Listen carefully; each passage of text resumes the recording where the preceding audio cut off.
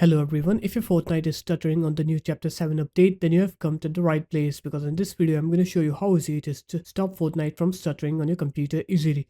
First off, you're going to open up your start menu, you're going to write here Epic Games Launcher, and then you're going to go into your Epic Games Launcher, click onto your account here, go into settings, scroll down here, find Fortnite on here, and then what you're going to do is you're going to tick both of these options and you're going to write here dash D3D12. And once you've done that, what you're going to do is you're going to minimize this. You're going to open up your start menu. You're going to write here run. You're going to write here app data. You're going to go into local. You're going to find the folder called Fortnite game here. So just click on any folder, press F on your keyboard. Here it is, Fortnite game. Go into saved, config, Windows client, and right click on this folder. Go into properties. Make sure read only is unticked. So just untick read only. Click apply. Click OK here. Click OK again.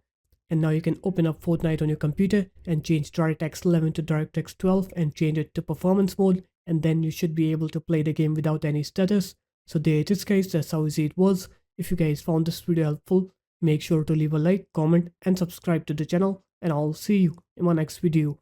Peace.